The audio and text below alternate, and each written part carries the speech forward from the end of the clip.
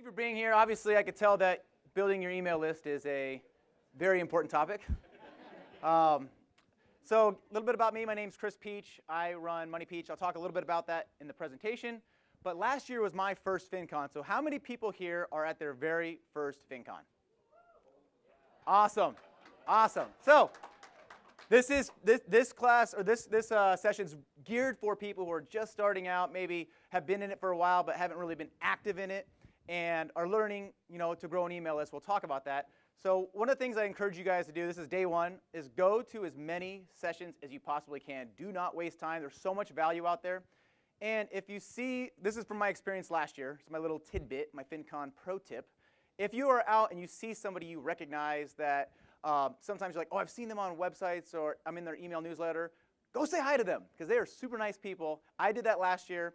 And that is one of the ways we'll talk about networking was helped to build my email list. So I encourage you guys to do that. So are you guys, so we got a bunch of first-timers. Anybody that's by themselves that wants to sit in one seat, because there's a seat here, there's a seat there. Oh, there we go. Anybody else? And sitting on laps is highly encouraged, by the way. So if there's any men that would like another, never mind. So, all right. All right, let's see if this thing works. Okay. Can everybody hear me in the back okay? Okay, very good. So 10,000 email subscribers in 10 months. I mean, I look back at that and I think, that is crazy. How did that happen? And it was a system that I put in place, and it was consistent effort every day. So 10,000 subscribers in 10 months. And I'll kind of tell you a little bit about my story so you understand that this is completely doable if you take steps that are actionable. So my story, I'm actually a full-time firefighter. Still. So people don't know that about me. I put it in my About page, so you guys should know that about me. But I am a full-time firefighter. This is actually my fire truck. Every third day for 24 hours, I'm at the station. So 56 hours a week, I am not money peaching. I'm firefighting. Okay, so I don't have all the time in the world to build an email list. That's point number one. Point number two is I also like to coach at a CrossFit gym a few days a week. This is my, one is not like the other type thing. But this is important because I share this with you is because your personality needs to come out in your newsletter, which we're going to talk about. So yes, I'm a little wacky, I'm a little goofy, but I stand out in that way. I think so. So that's a couple days a week I do that. I coach. I have a 6-year-old and a 3-year-old. So I coach his flag football team, Go Honey Badgers. So I coach his flag football team a couple days a week. We have practices, we have games, and then I have a family. So the reason why I'm showing you guys this is I want to impress you. No, the reason why I'm showing you this is because I'm a normal guy, okay? I'm not superhuman or anything like that. I'm just a normal guy that has a normal life. I work full-time. How many people here work full-time while building their blog or their website on the side? I mean, most of us, right? And I still do that. So the point is I'm just a normal guy, so I didn't have a ton of time. So the time I allocated the first year especially was really growing my email list. Because I know how important it is, and we're going to talk about why that's important. So this is my site today. Has anybody been to my site before or on my newsletter? Yeah. Kayla here in the front, she really helps me out a lot. So this is my site here, and nothing fancy, okay? Nothing fancy. Sometimes I think we get caught up a lot, and we have to be perfect. And I always tell people, really go for progress, not perfection. And that's really what it takes with building your email list. So here is the people see. I need to see proof, Chris. I need to see that you actually grew your email list. So when I started in Deacon over here in the very front, he's inside this presentation, by the way. I met Deacon in March of 2015. And Deacon's like, you need to start a website. You need to start a blog. And he showed me how to get started. I launched my first post March 24th, 2015. Okay, my first post. So it's about 18, 20 months I've been active now, or been online, I should say. Didn't even know what a blog was before that. So when I got started in March, in April, I didn't know what an email list was. I didn't know you're supposed to have it. And believe it or not, I was collecting email addresses from friends on pieces of paper, and I was putting it in my Gmail account. Okay?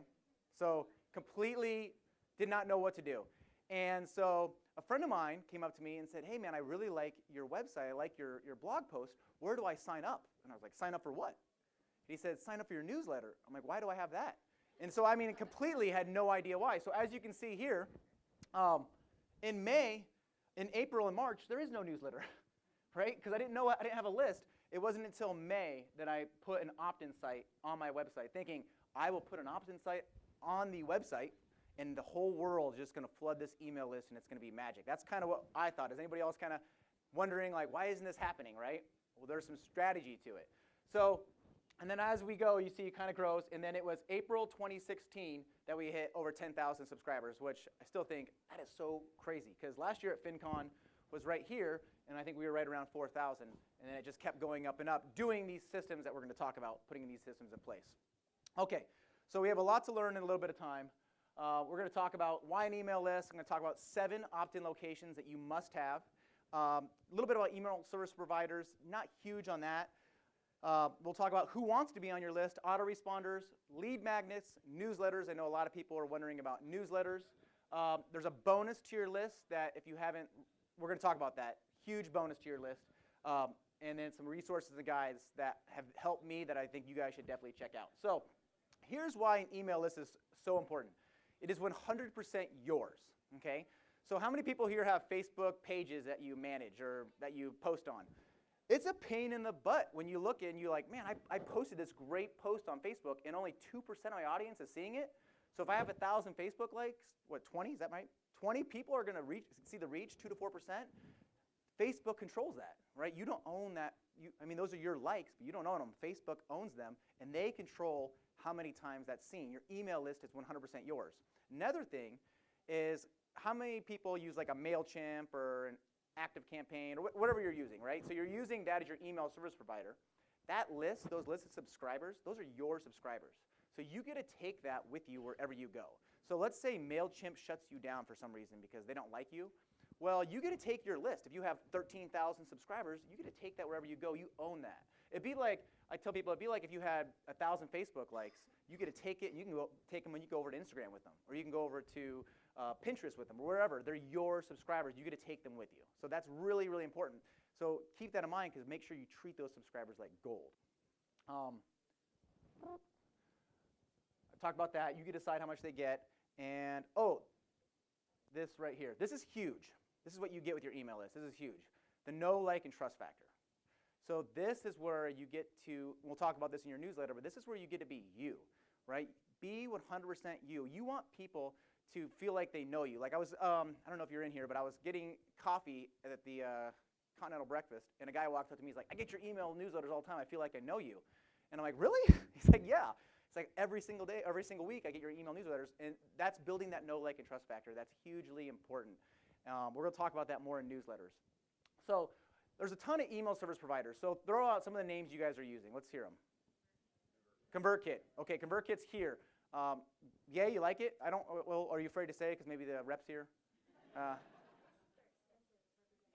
Okay, I've heard that. I've heard a little expensive for beginners, a little pricey. Okay.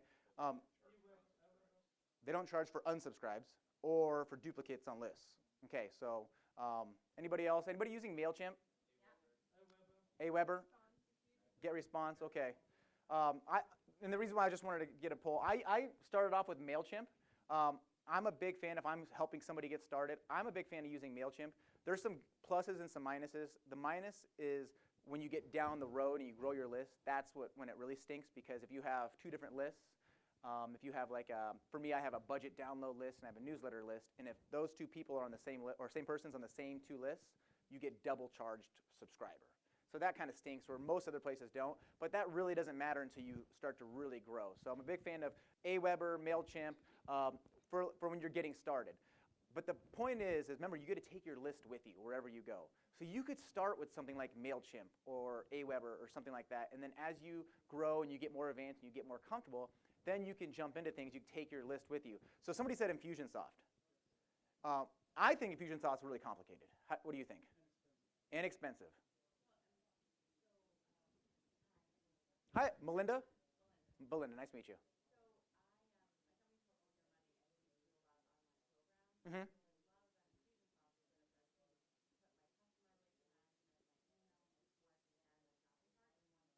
Okay.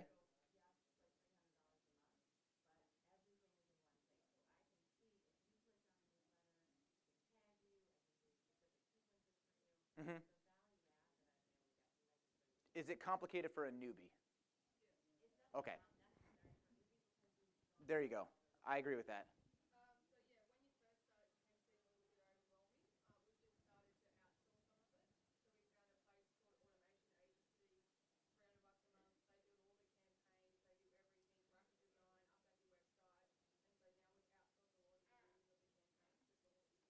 Okay. So if the question I had said is, I asked which email service providers people are using, and somebody had said Infusionsoft.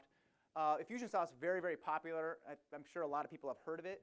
I just know they have Infusionsoft School because it's so advanced and complicated, but advanced.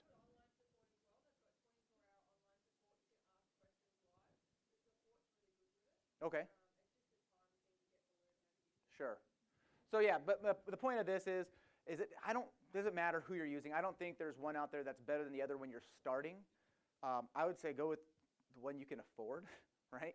When you're starting, if you're just starting off, you don't have $300 a month to be throwing at something that you're just starting off with, but down the road it could be beneficial. So I always get that question, like, what should I use, ActiveCampaign or ConvertKit or MailChimp or Aweber? There just seems to be more and more, and it just gets complicated. I will tell you, I still have a list with MailChimp, and it works just fine for me for what I'm doing on that list, but there's some advanced things that I can't do with MailChimp that we'll be using with like ActiveCampaign or something like that. Okay, so let's get into the actionable steps here, all right? So 7 top spots for your sign-up form. 7 top spots for your sign-up form. So your sign-up form is your opt-in form. So let's talk about the first one. Everybody must have, this is a must-have, an opt-in form, top right or top, wherever your sidebar is, top of sidebar, okay? This is a first spot where people see something, and so like for me, I put it right here at the top right of mine. It's where my sidebar is, and I put it here, and don't put on there, join my newsletter, right? No one wants to join your newsletter, right? Put some copy in there, make it fun. We'll talk more about lead magnets in a minute, but that's your number 1 spot. You have to have one right there, okay? So step 1, top of sidebar. Number 2 is going to be bottom of posts or pages, bottom of posts or pages. The reason why is if you are writing killer copy, right? Your email list, everything is to get traffic to your site is you have to write good stuff, right? Content is king. So if you're writing good copy, good content, and you're wowing your audience is going, wow, this is a great article, and at the very bottom, there happens to be a convenient area where they can sign up and get more, have them sign up and get more, the bottom of your post. Because do you see my widget anymore? It's gone. You scroll all the way down, the widget's gone. So bottom of post. And another thing, don't put on there, sign up for my newsletter. No one wants to sign up for your newsletter. Does anybody here surf the internet going, man, I want to sign up for someone's newsletter? Nobody wants to do that, right? You have to entice them a little bit more. So great ideas is go to some of the people you follow online and put up with what they have out there. Some of it's pretty cool. Budgets are sexy, as we'll talk about that one. That's a good one too. So number 3 is footer everywhere. Okay, so this one's bottom of post, right here where we went there. So the footer's still way down here because I might have some comment sections and stuff like that. So how many times you get on your phone and you scroll really fast to the top? Okay, put it in your footer everywhere. And I encourage you to put it right here on the far right side. And the reason why, as I learned, is if you have it on the left side, I had this form over here on the left side. What happens is on your mobile device, it puts it in your footer, but it stacks it. If it's responsive, I want that to be at the very, very end. So when I scroll fast, it's at the very, very bottom if I wanted to opt in, or that's just like a call to action. So put that somewhere on the right side. That's just my little tidbit, but I've noticed some conversions increase from there. About page. Did you realize your about page will be, besides a viral post, but your about page is going to be your number 1 visited page on your website? Would anybody disagree with that? Right? How many times do you go and you like something, where do you go to next? Right? You want to go to their about page. So if you write a killer about page, and I didn't put this in here, but if you guys want a great example, there's someone out there named Melissa Casera. I don't know if anybody follows her, Casera. And somewhere on her site, she has a like Mad Libs version of how to write an about page, where basically she gives you a format and you insert your information, and you can write a killer about page, and then you can see, you put your form on your about page. Yes, question? Melissa Casera. I think it's melissacasera.com. Just Google that, Casera. I think, from what I've seen, she has the best about page formula. And who doesn't like step-by-step formulas when there's a world of 1,000 things to do every day, right? So step-by-step formula for that about page. And like I said, make sure you're putting fun copy in those forms. These right here, free version is MailMunch, mailmunch.co. And you can color code these forms. It's nice. There's a plugin that goes to WordPress if you're using WordPress, and you can decide what page it goes on. If it goes on every page, you can say, I don't want it to go on certain pages if you didn't want that. So mailmunch.co, completely free. And I mean, yeah, don't use the paid version. Unless there's a Mailmunch rep here, please use the paid version. But it's completely free, and if you don't mind this little powered by Mailmunch thing at the bottom, which I don't mind at all, it hasn't, I don't think, hurt anything on me. So that is another, I mean, look at this. This is crazy. Why the heck is anybody sharing my About page, right? I would never share an About page, but About pages are big. Okay, so feature box. Does anybody know Grayson from Debt Roundup? I had to ask for his permission last night after I put this in the presentation. So this is called a feature box right here. And so this is his whole website. This is, this is the URL box will be up here. So a feature box is right here. It's right here on his homepage. Okay. This is another great location. I wouldn't say a must-have. That's why it's number 5. But it's a great location to. I mean, there's a call to action there. So he told me, I was talking to him last night. He uses a plugin called Thrive, Thrive, Thrive, and it allows him to build his feature box in the page. And he has it right above the fold being the very bottom of the page. So when you go to debtroundup.com, this is all you see. And there's a little thing down here, and then it scrolls down to the rest of his content. But really, yes? We're going to talk about a welcome mat number 7. It's a little bit different. This is feature box. They're similar, but I still think they're different. Great question, though. He asked if this is the same thing as a welcome mat. I'm going to show you a welcome mat is number 7. You guys are ahead. All right. Any questions on feature box? Thrive, T-H-R. Yes. Yeah. Well, Thrive has a plugin for WordPress. Yes, Thrive. Okay. Number 6 is Top Bar. So does anybody follow Making Sense of Sense? Right. So she has a top bar. So this is she obviously uses AppSumo or SumoMe is the plugin she's using, and she has a top bar. Mailmunch has the same one. So if you just wanted to have one place, mailmunch.co, they have a top bar. I would recommend using what's called a sticky top bar. So does anybody know the difference? Difference is sticky top bars, when I scroll, it stays at the very top. It doesn't go anywhere. So I'm scrolling through. Yes? Do you like top specifically better than a bottom bar? Yeah, because I have my footer at the bottom. Remember the footer everywhere? Great question. He asked, do you like having a top bar better than having something on the bottom? Yes, because that's why I have that widget or the footer opt-in everywhere. Footer everywhere, so at the very bottom. So top bar is another great location. If you make it sticky, then when they're scrolling, it stays on the page. Where if it's fixed, when you scroll, it disappears. So that's the only difference. You'll get asked that. I remember when I was playing with the top bar, I'm like, sticky top bar? I don't like the sound of this. But all it meant was it stays at the top. So, okay, so she says join our newsletter today for free, and I believe she has a ton of traffic, so maybe joining a newsletter does work. I don't think it does. All right? And then pop-up box. So Jay Money uses Budgets Are Sexy. This is his feature box here, right? And in case you missed it, then when you start to move on the screen, this pops up, okay? How many people hate pop-ups? Me as well. I can't stand them. They work, though. They work. If you look at we'll talk about a plugin that you can look to see your conversions. So every single time someone comes to your site, it pops up, and it's annoying. And you can turn them off if they've opted in and stuff like that, but these do work. They do work. They're a pain in the butt. Yes?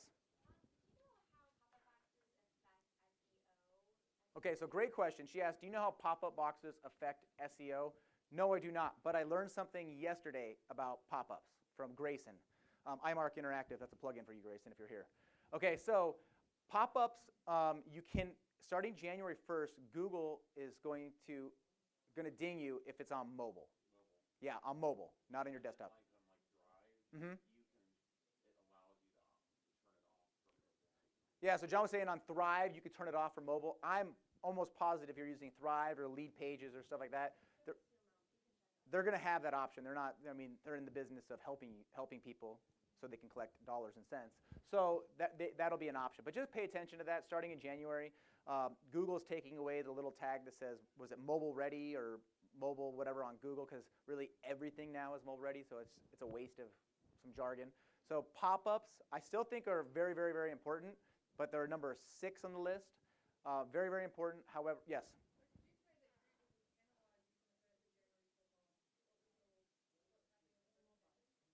SEO, they're going to hurt you with SEO, correct?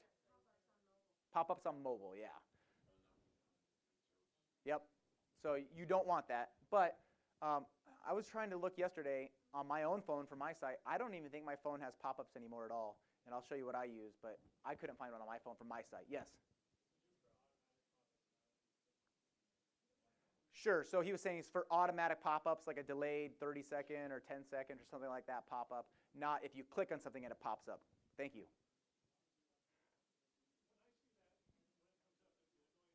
Sure.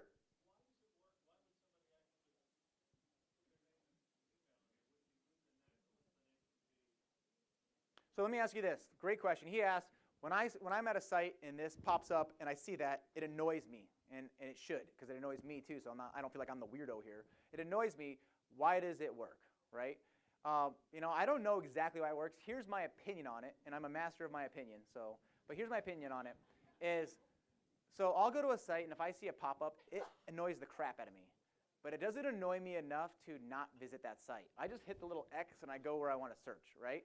So it's not causing me to leave the site. It's causing me to be a little bit peeved, but not leave the site. But if you look at the data, so say you have, 20,000 people a month come to your site, right? And 1%, 1 out of 100, oh, this is cool, signs up for it. What would that be, 200, is that right? 200 subscribers that month from this alone, not the other 6 forms. So I think that's why it works. When you go to a site and you get annoyed by it, do you leave the site? Yeah, there you go. Yeah, yeah. What's that? You don't, but 1 out of 100 do. And if you have 20,000 people coming to your site, there's 200 people that you'd be missing out on if that wasn't there. The other thing about it is those of us in this room are visiting the blogs as mostly other bloggers, Mm-hmm. not as regular readers, Yeah. So I feel like our view of it is probably different than if There you the go. reader is loving your content and they're not another blogger signing up for the newsletter. Mm-hmm. Yes.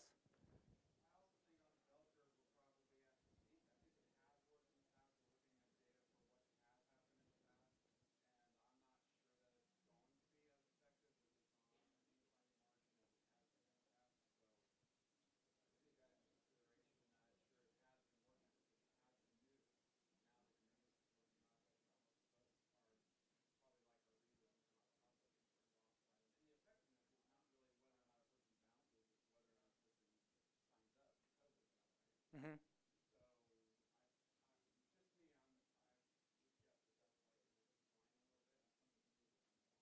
Yeah, so next year there'll be a presentation on the advancement of, no. So great, yeah. Somebody else had their hand raised.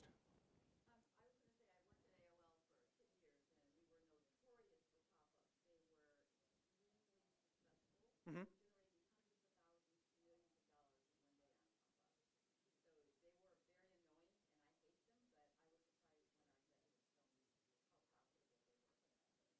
I agree. They do work, but they're annoying. Yes.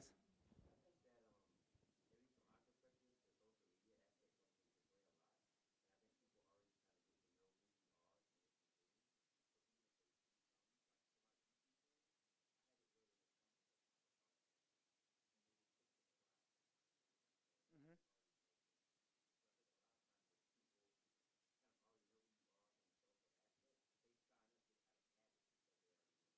Sure, you build that know, like, and trust factor through your social media. One more question, right here. A cute cat, yes. So real quick, I didn't put this in there. I recommend, this is my opinion, but I've tested it, I think it works the best, 30-second delay. 30-second delay on your pop-ups. I had it at 5 seconds, and you as the page was loading, it just popped up. You didn't even know where you were at. So 30 seconds minimum delay. And so yeah, I would recommend that. Any questions? Or one last. Only on the home page, or do you put it on any page that somebody might find? Great question. So it depends on what plugin you're using. So if you have a little more advanced, then you can start choosing which pages you want it to go to. But if you're just starting off, I would recommend put it everywhere. So anywhere. He asked, should you only do it on the home page, or should you put it everywhere? Put it everywhere. And then talking about that pop-up, I'm going to explain why even further here in a minute with lead magnets, why pop-ups work.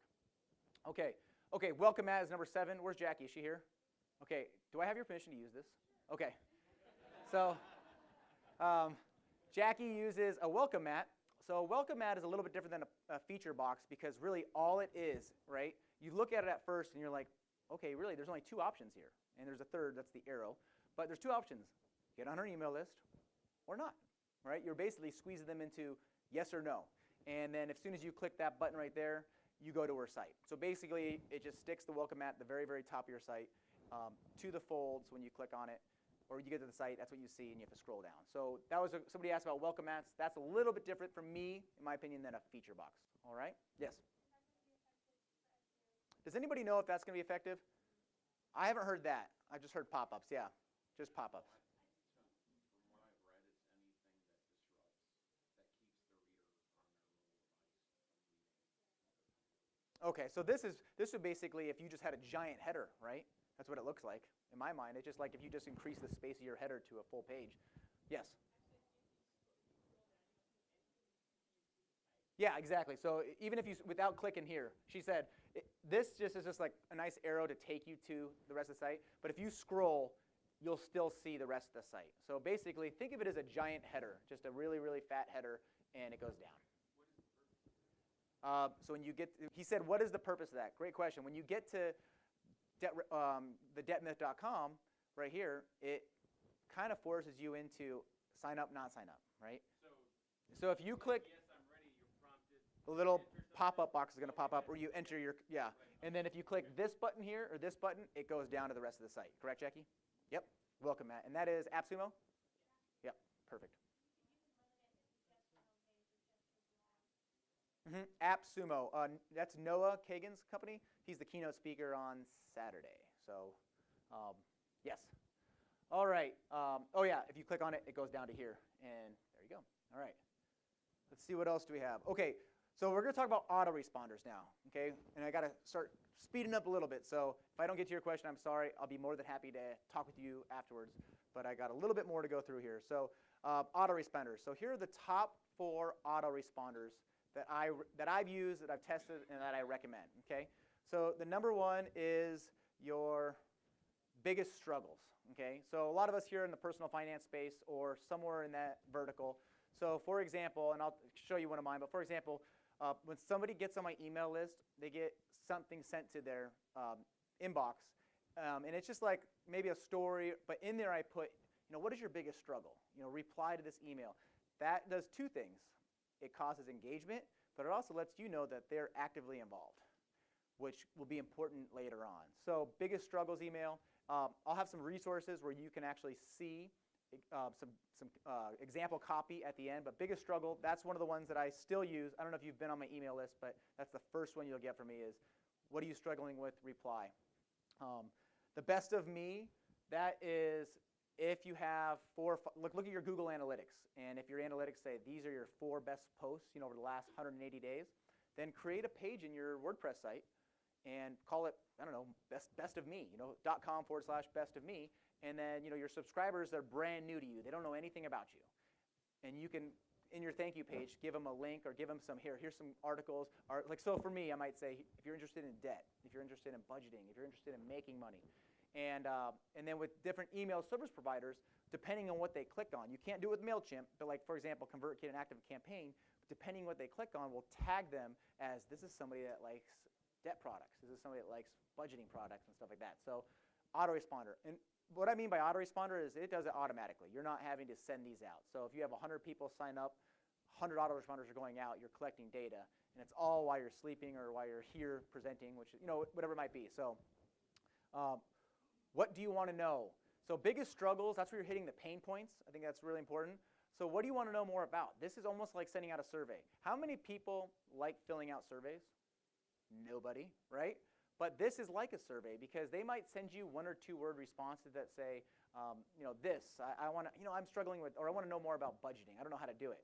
And so you're just collecting data. So when you're starting to formulate ideas of how you're going to write your posts, what to write about, you're not writing about what you want to write about. You're writing about what your audience wants to write about, or you're making videos of what your audience wants to know. So what do you want to know? And then free lesson.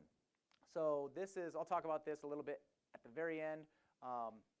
Free lesson is shoot a video or a PDF download or something like that that you can send to them, And so now they just got on your newsletter or they got, on your email list, and now they're getting some kind of value. Here's what I would recommend is don't hold back. So if you have like a course or something like that, and you are thinking like, I don't want to give them too much because they might not buy from me, don't think along those lines. Give them more. In my experience, I want my subscriber to come on thinking this is cool, and I want them to go through that free lesson and think this is awesome. Okay?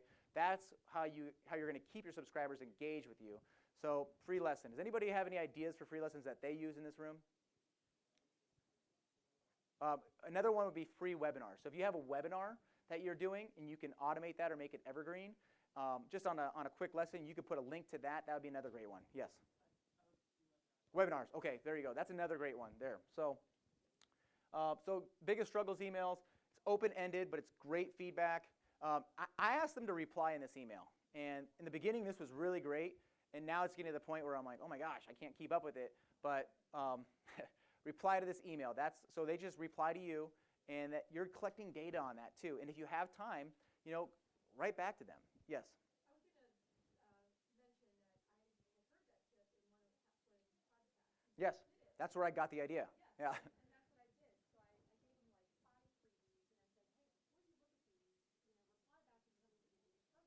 freebies, and I said, hey, before you look at these, reply back and tell me what your biggest struggle is. But I'm like you, to the point where I don't have any time to respond. So what I did was I created canned responses.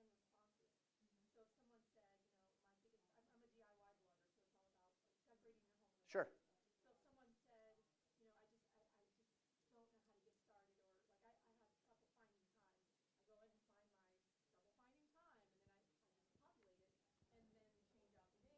Mm-hmm. maybe make it so that it sounds like I'm talking directly to them. And Did everybody hear that? It's a great plan. So if you start getting overwhelmed, you're getting 20 emails a day replies, which is a good thing. That means they're on your list and they're engaged. If you're getting a lot of that, she was saying she's getting like 5 people might ask a certain question related to this topic. She has a pre-filled out email response. She copies and pastes it in. Then at the top, she might be like, hey, Dave, thanks so much. Sorry to hear about that, or whatever it might be, and then copy and paste. I think that's another great plan. Yes?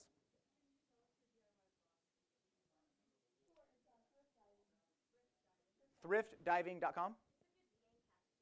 Great VA task, too. It is. We're going to talk more. All right.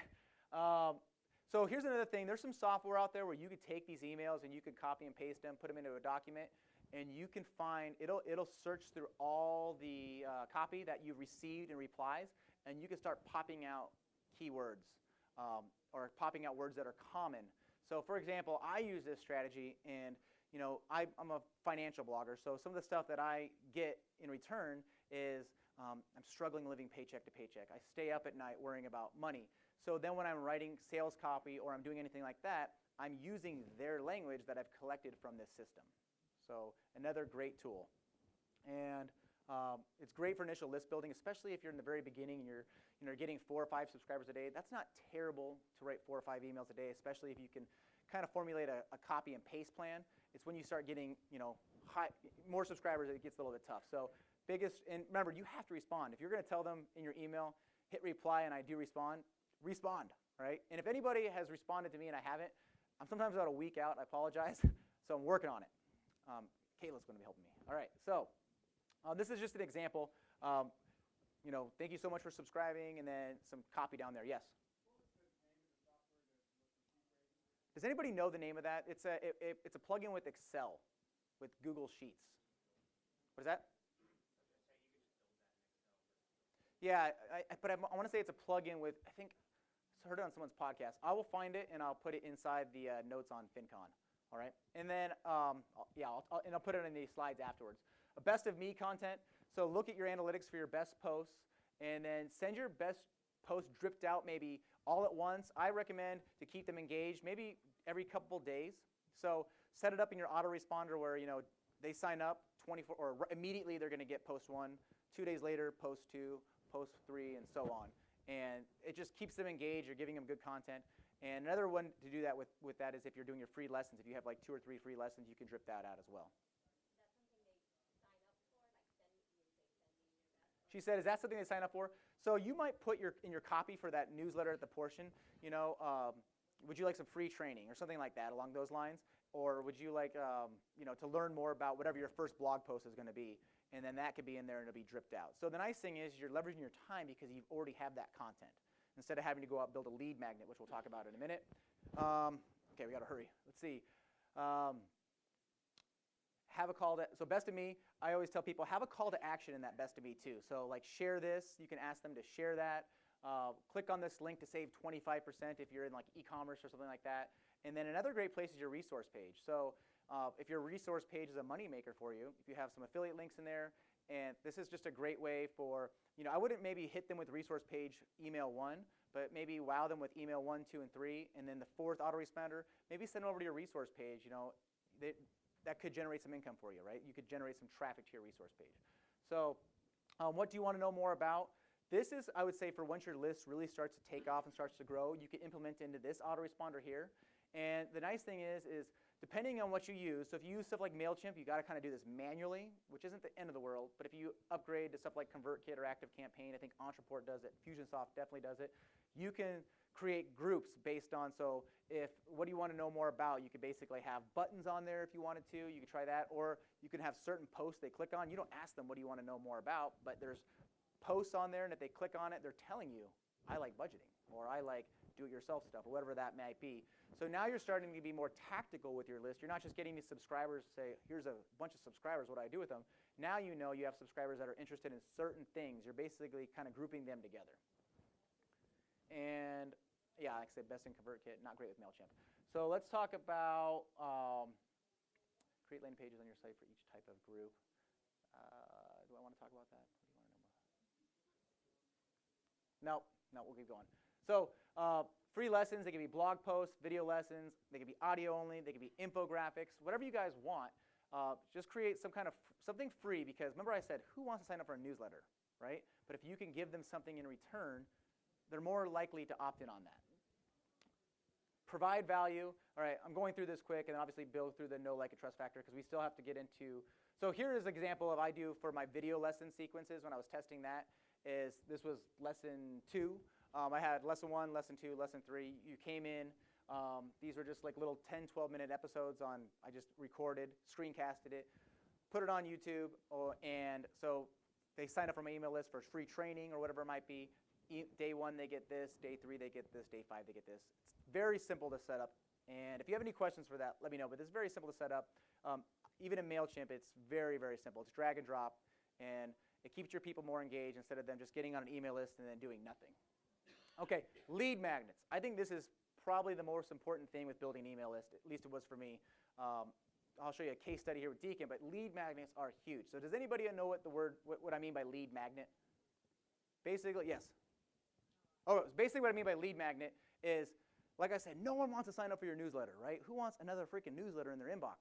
But they will sign up if you give them something really valuable in return.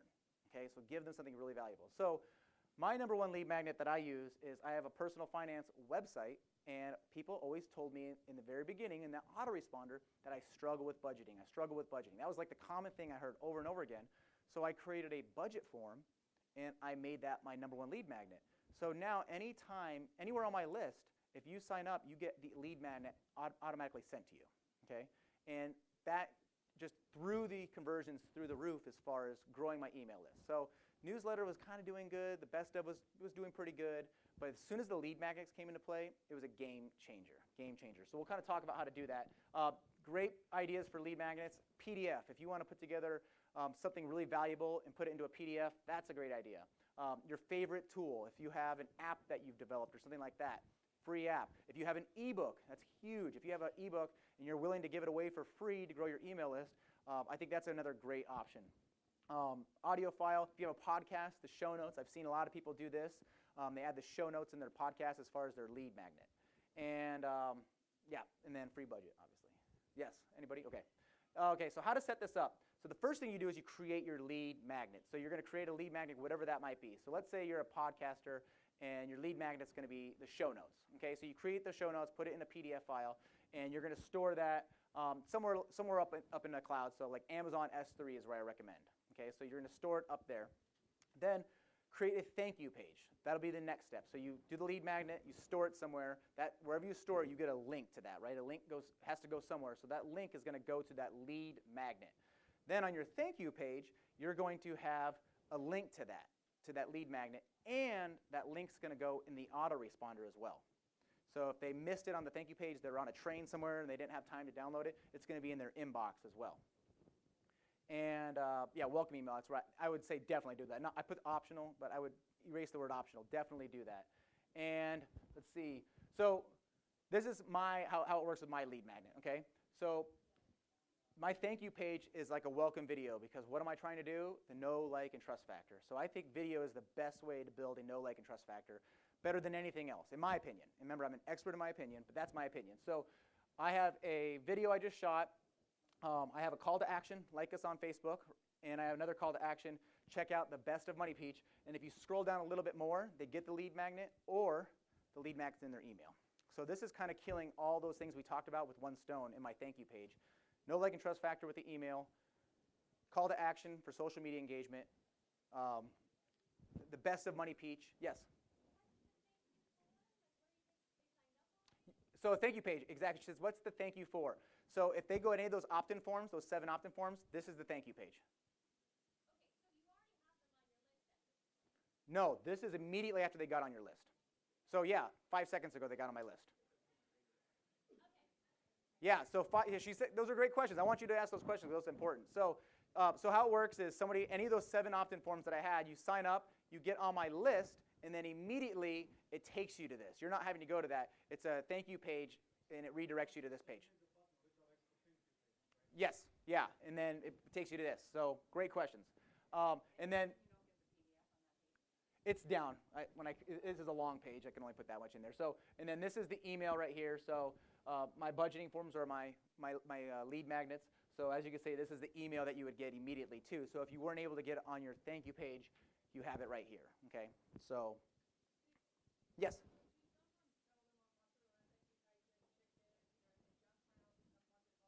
That's a great question. I know a lot of people do that. So a lot of people actually have video. She asked, do you sometimes tell them to check your spam or check your junk mail? If you're going to do that, I would take it a step further. Gmail is notorious for putting this in promotions. So I would shoot a screencast video showing you how to drag it from promotions over to inbox. That's another great thing. Yes? So that's a great question, and it's kind of like one of those like, ooh, like, what do you do? So I will say I don't do double opt-ins. He was asking, should they do double opt-ins? I don't. I don't do double opt-ins at all. And is Steve Chow here? I learned it from him, and so he was here, but I learned it from him, and he doesn't do double opt-ins either, and I haven't had a problem with it. So I recommend no, but that's totally up to you. So.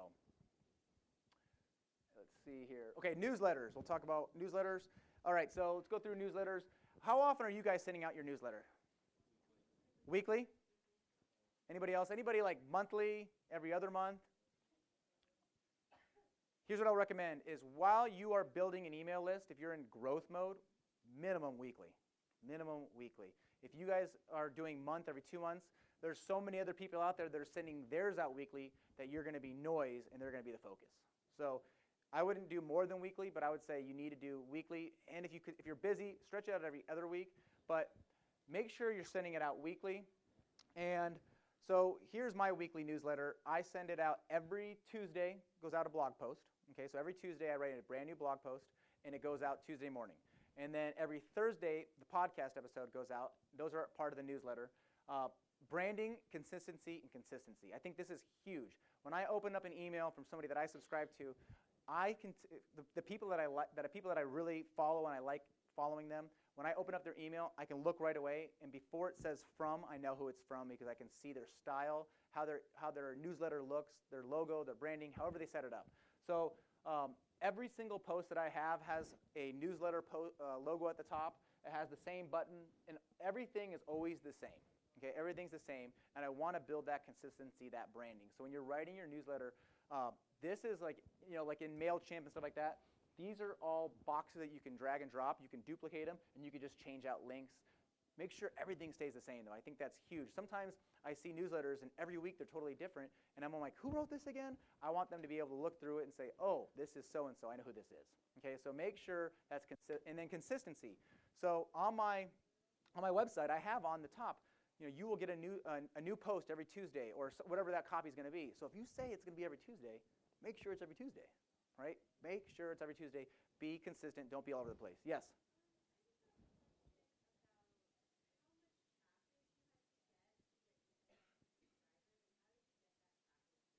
Okay, so how much traffic do you have to get? So consistency is key, and the reason why is because if you're consistent, so I was putting out a blog post 3 days a week, and I was hustling my butt off, and it was tough to get that consistency, but in the beginning, I was hustling. So I was 3 posts every single week, and so I wrote a post in March, and it was my story about how we paid off our debt. And so that March, April, May, June, end of July, crickets. And I kept writing post after post after post after post after post, and it was just being consistent. Well, in July, that started to get shared. And when that got shared, people started emailing me saying, hey, will you share your post on my site? So I started sharing my post on that, not the copy for word, but I wrote guest posts and stuff like that. So Jackie, right here, I wrote a guest post for her, and then how many shares did that get? So 50,000, right? But though that came, well, I was already, that was after FinCon. So I was already at like 6,000 or 7,000 email subscribers before I wrote that one. So not guest posting. My strategy was consistent effort every single day. So don't be sporadic. Be consistent. Create a blog post calendar. Know what you're going to do before you do it. So I knew that every Monday, every Wednesday, every Friday in the beginning, I was going to build content on my site. And if I didn't do that, right, if I was once a week in the very beginning, I would have grown a lot slower. So, but then when the email subscribers started coming in, when I grew the list initially, I only had 1 opt-in form, and it was slow. And then once I started putting those 7 opt-in forms in, I saw that big spike in traffic, or the big spike in conversions, and my traffic was the same. So I realized, looking back, that I gave up so much opportunity of getting subscribers because I didn't know. I didn't know you should have more opt-in forms. I didn't know that there's consistency with your newsletter. I didn't know that kind of stuff.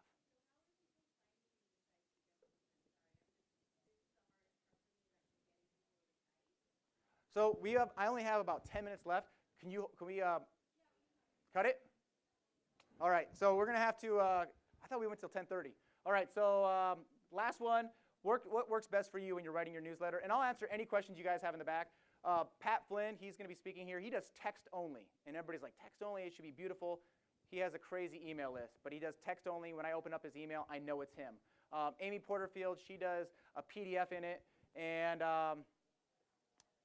let's see here. We got to wrap it up. So, little pro tip here. Another thing you can do is in your emails, when you're writing personal emails, put a link in the bottom of your email to your newsletter.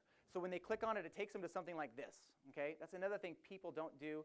That's tremendous amount of value right there that you could be getting subscribers. So little link at the bottom, and it goes right to that. And then bonus. This is a bonus. Why is it so important to have an email list? You can upload that email list to Facebook. Facebook scrapes that, and now you have an audience inside Facebook that you can use for when you're targeting your ads, stuff like that. So if you're not there yet, it's going to be very beneficial when you can upload your email list to Facebook, and you get your audience insights on that as well. You'll be able to find out a lot more about your audience using Facebook, finding out what they like, what their demographics are. And I kind of go in here. These slides are moneypeach.com/awesome. All the slides for this will be in there. And then I use lead pages. I think lead pages are great. I went through a setup with lead pages. You'll see that in here. I was going to go over that with you guys, how to set that up, your lead magnet. We kind of already talked about that. And then real quick, I want to show you Deacon. He was getting 5 subscribers per day. He's right here. 5 subscribers per day on his email list with the same exact amount of traffic. We changed some things up, added some opt-in forms, added some lead magnets, and he used lead pages. He just recently, I was talking to him, he did 4 different lead magnets. He did them inside existing posts. He did a 30-second pop-up delayed like we talked about. He did an exit pop-up like we mentioned. And he went from 5 leads a day to 25 to 30 leads a day, which is a 500% increase. Okay? So take the traffic you have and convert them. You have the traffic. Don't worry. I mean, obviously we want to build the traffic, but we're missing the boat on conversions. You have people come to your site. We need them to leave as subscribers. All right. This is a resource right here, Email the Smart Way by Pat Flynn. launch. These are all going to be in the slides. So moneypeach.com/awesome. Huh? moneypeach.com/awesome, and they'll be right there. Okay. They're also in the app. I did update them though, so I don't know how updated they are in the app. So moneypeach.com/awesome to get all the slides, and then.